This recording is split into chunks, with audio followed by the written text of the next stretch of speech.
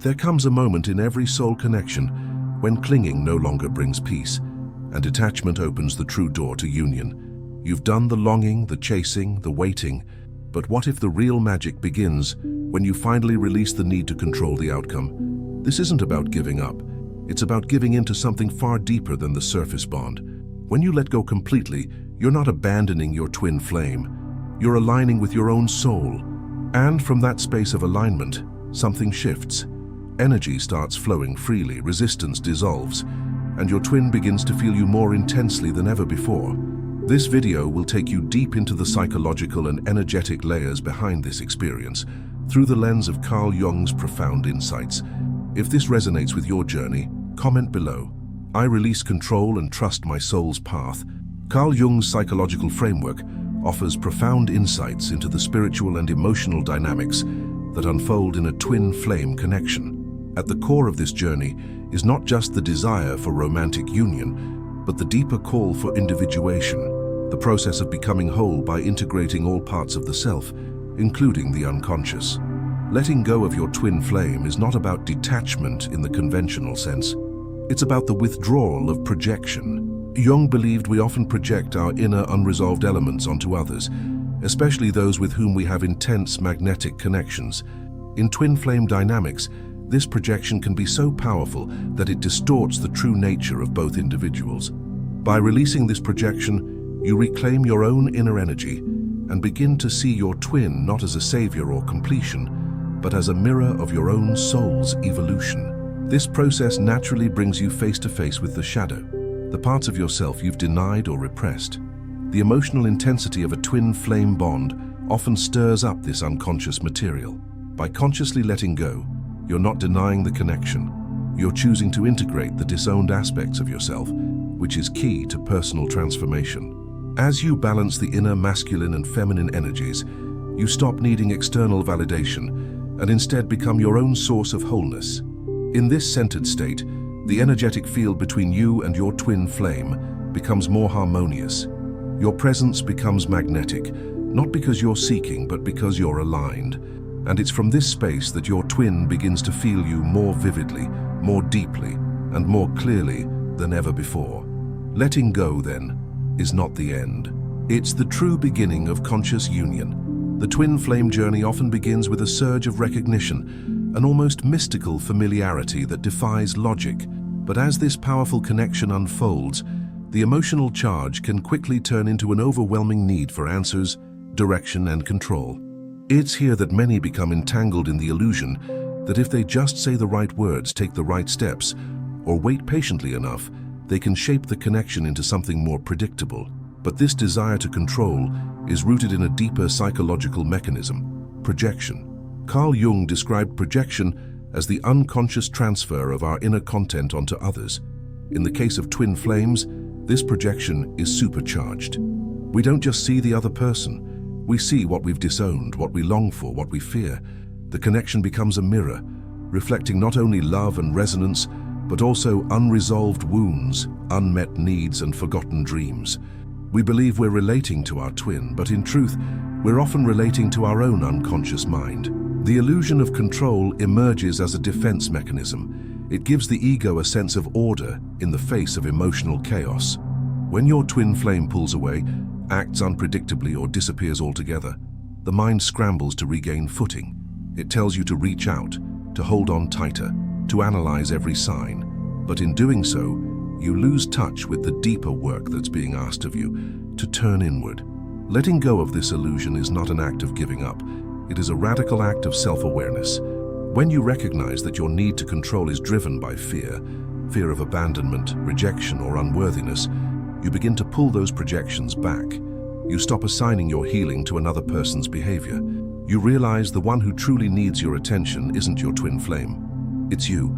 Projection also plays a pivotal role in romantic idealization. Many people project the archetype of the divine partner onto their twin flame, seeing them as the source of all fulfillment and salvation. Jung warned that these projections are powerful but dangerous.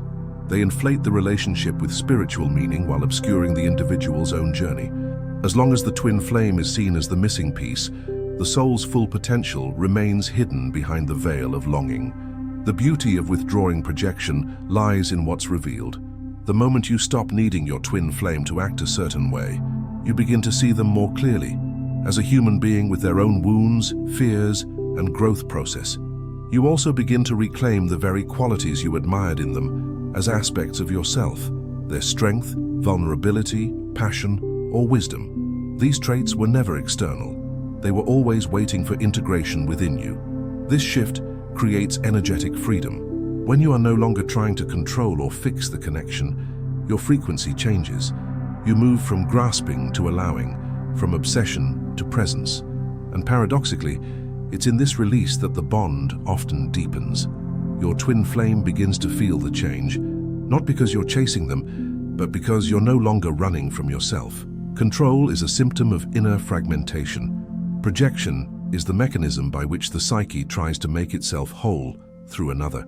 But Jung's path of individuation teaches us that wholeness is an inside job.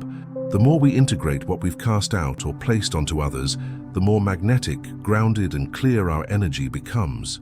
So letting go of control doesn't mean you stop caring. It means you stop distorting. It means you're ready to meet your twin, not as an object of fantasy or salvation, but as a soul on a parallel path of becoming. And from that place of mutual recognition, something real can begin to emerge, free from illusion, projection, and the unconscious need to control.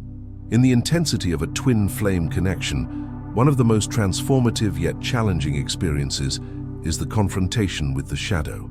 Carl Jung defined the shadow as the unconscious aspect of the personality which the ego refuses to acknowledge. It holds the traits, impulses, and memories we consider unacceptable or undesirable.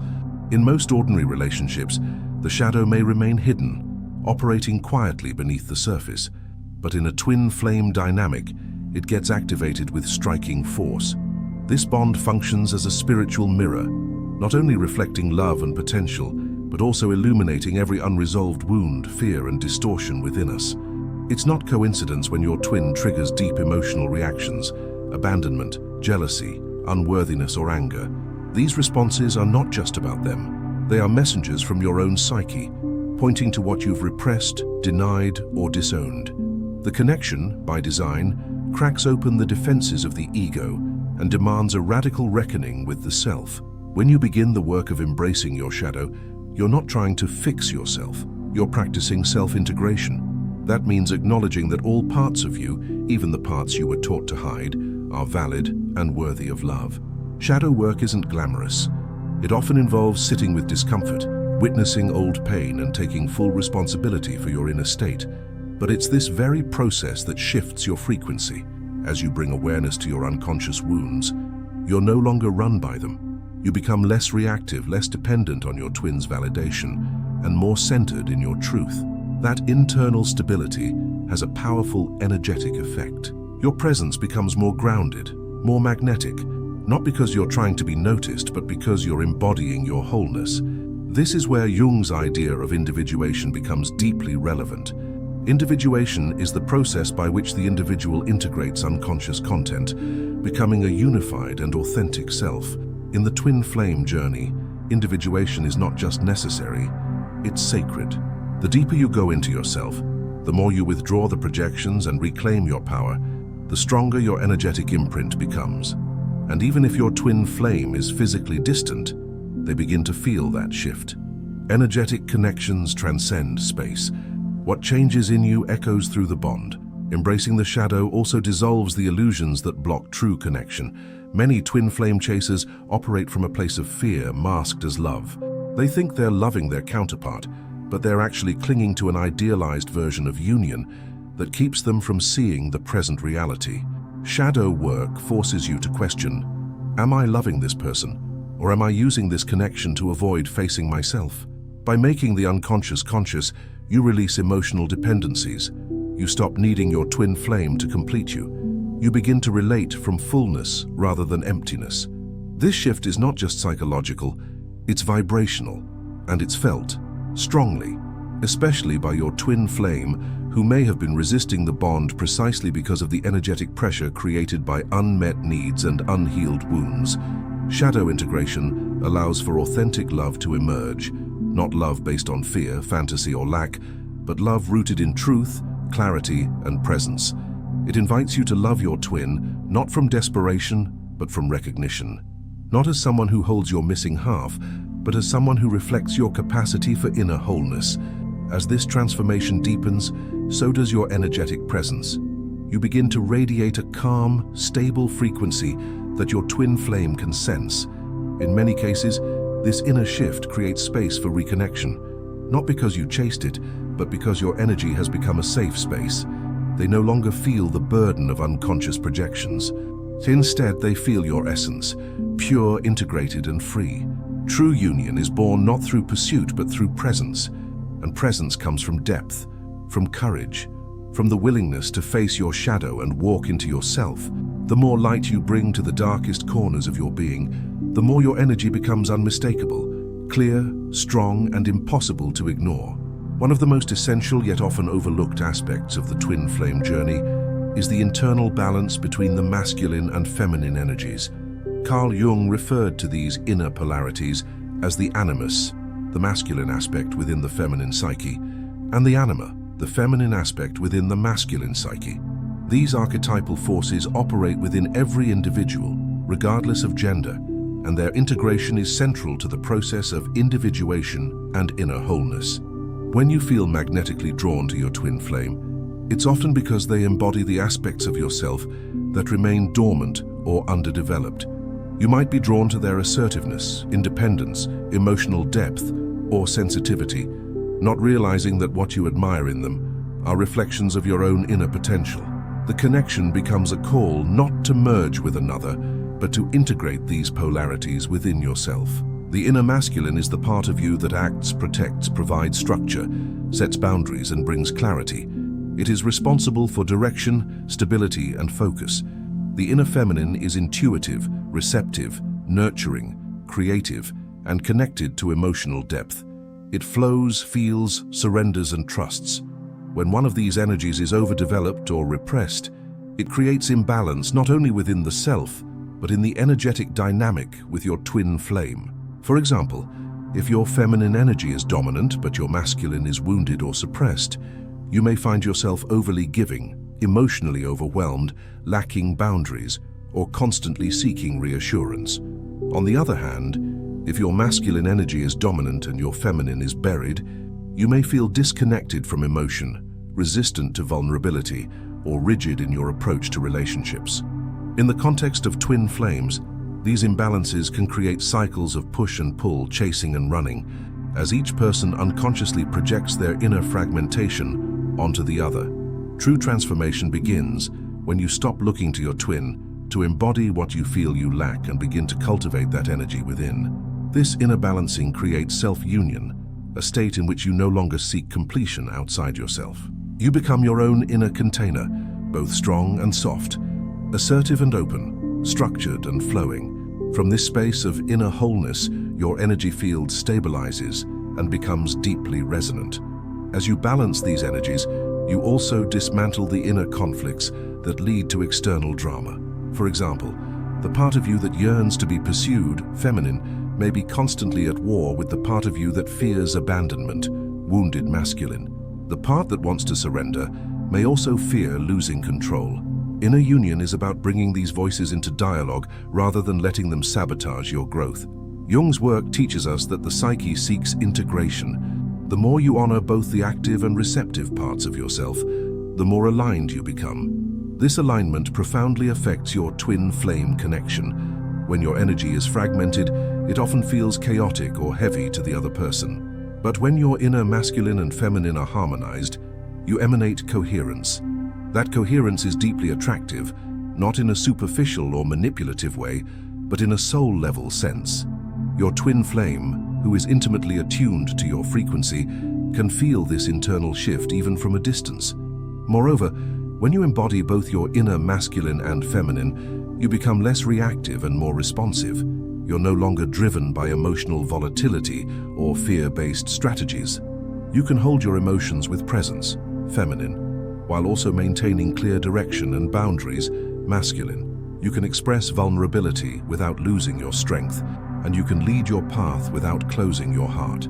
Self-union doesn't mean you no longer desire connection. It means your desire is no longer coming from a place of need or deficiency. This changes everything. The energy you send out is no longer tinged with urgency, grasping, or dependency.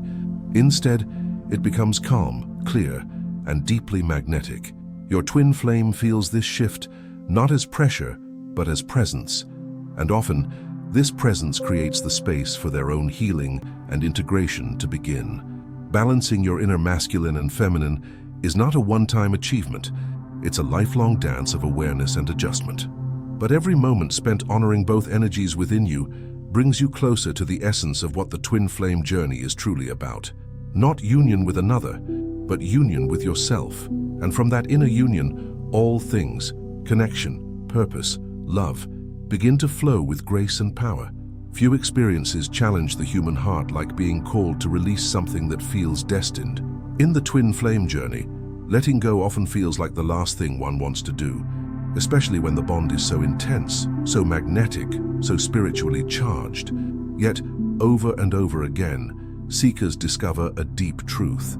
The moment they surrender the need to grasp, chase, or control the connection, something shifts. The paradox is this: when you truly let go, your twin flame feels you more, not less.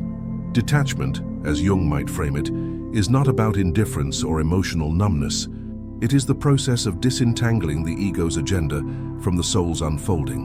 The ego clings to outcomes. It demands clarity, control, and confirmation. It wants resolution, reunion, reciprocation. The soul, on the other hand, trusts timing, embraces uncertainty, and seeks wholeness over validation. When you let go from the soul rather than the ego, your energy becomes expansive, fluid, and magnetic. This detachment does not mean you stop loving. It means you stop needing. You stop projecting your happiness, worth, and spiritual identity onto someone else's behavior. You stop feeding the illusion that reunion is the key to your awakening. Instead, you return to yourself, and in doing so, you become energetically sovereign. Energetic sovereignty is what your twin flame feels the most. When you are still clinging, waiting, or emotionally entangled, your energy becomes heavy and saturated with expectation. Whether you say a word or not, that pressure can be felt, sometimes as resistance, sometimes as confusion, sometimes as an unspoken weight. But the moment you release that grasp, the air clears, the bond relaxes, and your twin, perhaps for the first time, can feel your essence unobstructed. This is not spiritual manipulation. True letting go cannot be faked. It happens when you've done the inner work, when you've faced your shadow, reclaimed your projections, and balanced your inner energies. You no longer need to force the connection to go anywhere. You allow it to be what it is, trusting that it will evolve according to both souls' highest path. That trust, that surrender, is the essence of spiritual maturity, and it radiates powerfully. Carl Jung's concept of synchronicity is also deeply relevant here. Synchronicities increase when you're in alignment with your inner truth, not when you're chasing external outcomes. Letting go opens the field for the universe to move in ways your mind cannot orchestrate, and often, it is precisely when you detach that synchronicities involving your twin flame begin to emerge again, not as signs to grasp onto, but as gentle reminders that the bond still lives, still breathes, still evolves. Letting go is also a declaration of self-worth. You're saying, I love deeply, but I will not abandon myself to keep this bond alive. I trust the connection, but I trust my growth more. That level of clarity and inner authority is felt beyond words. It creates space, not just for your twin to come closer, but for the relationship to transform into something more authentic, more balanced, more soul-aligned. The paradox is that the very act of surrender brings you closer to what you thought you had to control. But now you're not attached to a specific outcome. You're not seeking union to fill a void. You've become the source of your own completeness. That is what intensifies the bond. That is what your twin flame responds to, consciously or not. It's important to remember that detachment does not sever connection. In the twin flame journey, love doesn't disappear because attachment is released. On the contrary, love becomes clearer, purer, and more unconditional. The bond no longer functions as a vehicle for unconscious longing. It becomes a mirror of conscious love. Letting go may involve grief. It may involve sitting in silence, releasing hopes, or watching the space where communication once lived grow quiet. But in that silence, something sacred happens. You begin to hear yourself again. You feel your own pulse. You come back into alignment with your own rhythm. And your twin flame feels that, strongly. The deepest irony of this journey is that union cannot be forced. It can only be allowed. And allowing begins with surrender. The moment you stop chasing, stop fixing, stop demanding answers, you create the spaciousness through which true connection can re-emerge, not as an obsession, not as a fantasy, but as something real, grounded, and divinely timed. Letting go, then, is not a retreat from love. It is a return to it, a higher form, a freer form, one that begins, always, with you. The twin flame journey is not a path for the faint-hearted. It demands radical honesty, deep introspection, and above all the courage to let go, not of love, but of illusion. Through projection, shadow work, inner balancing and surrender, you begin to peel away the layers of ego that once held the connection hostage. What remains is something purer, quieter, yet infinitely more powerful. Your presence, your wholeness, your truth. When you stop needing the bond to look a certain way, you give it space to become what it was always meant to be. You become the source of your own love, your own strength, your own peace. And from that place of inner union, the energetic cord between you and your twin flame doesn't weaken. It strengthens. It becomes clearer, more resonant, and unmistakably felt.